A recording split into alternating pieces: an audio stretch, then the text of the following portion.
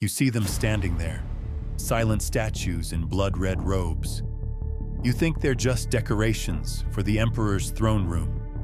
You are dangerously wrong. They are the Emperor's royal guard.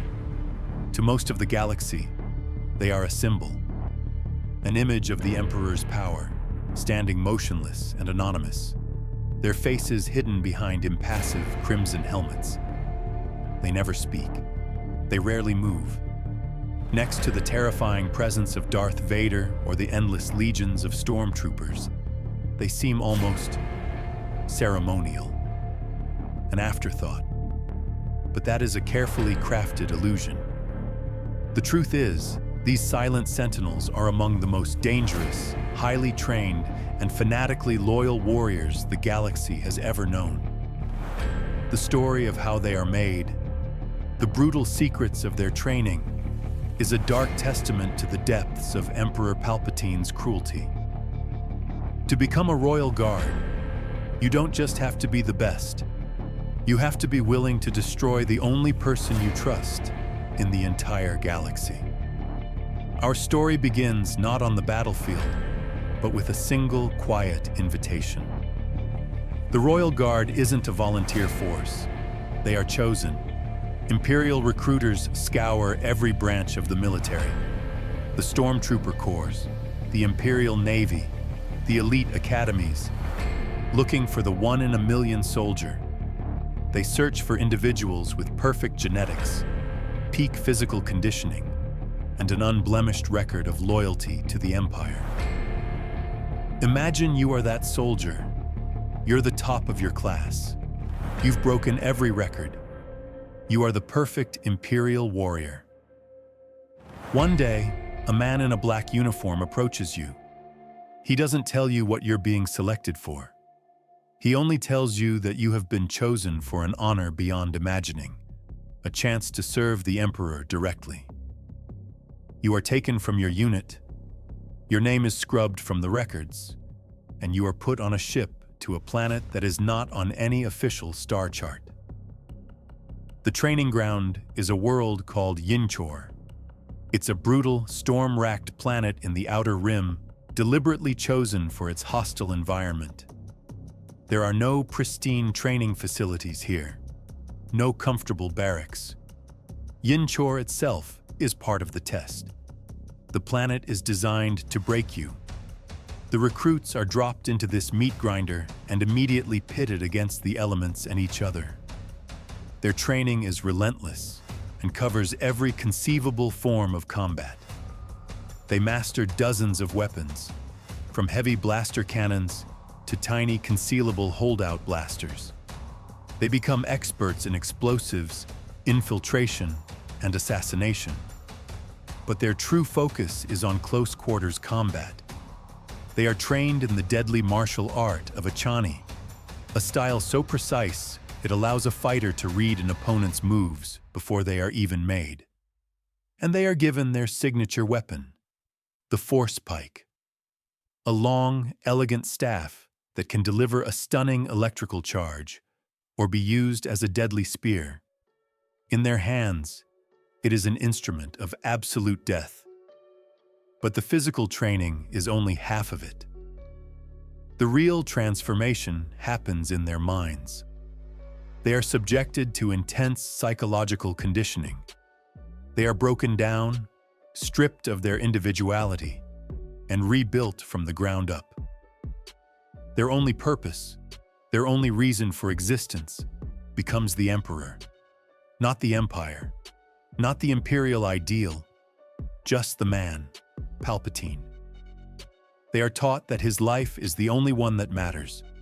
Their own lives are meaningless, expendable resources to be spent in his defense. For months, the recruits endure this hell together. They fight side by side against the horrors of Yinchorr. They spar against each other until they are bruised and broken. They form bonds forged in shared pain and survival.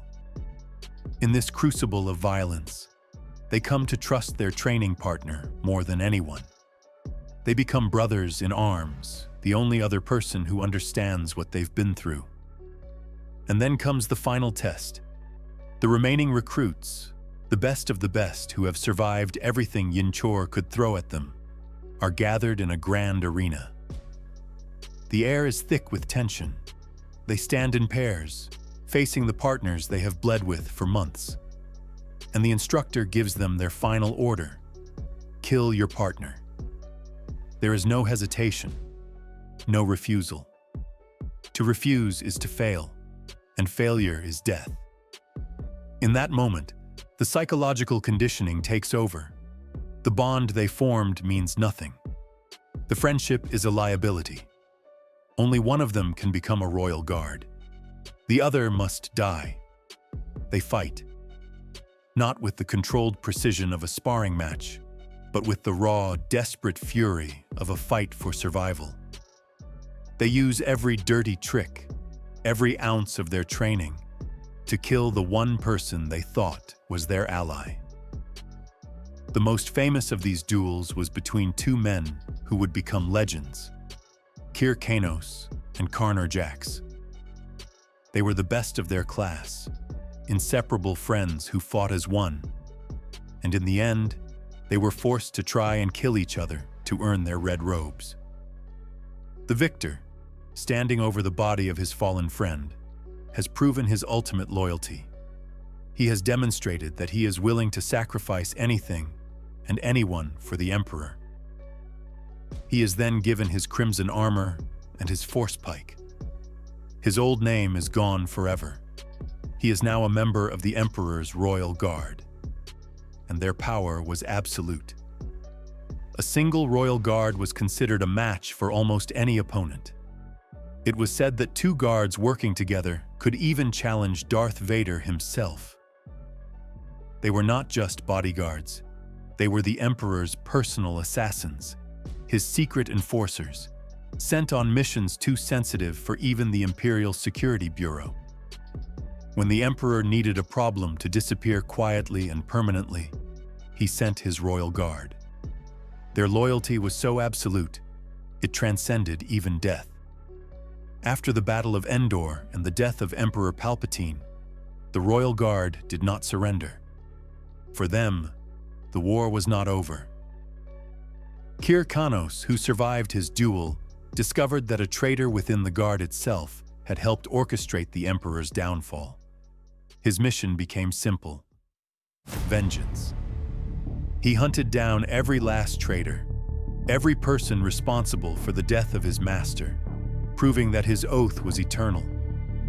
So when you see those silent crimson figures standing by the throne, don't mistake their stillness for weakness. What you don't see is the blood they spilled to get there, often the blood of a friend.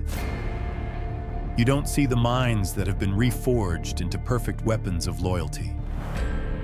You are not looking at a decoration. You are looking at the final, brutal product of a system designed to create the most elite and merciless killers in the galaxy, sworn to a man who saw everyone, even his most devoted followers, as nothing more than a tool to be used and then discarded.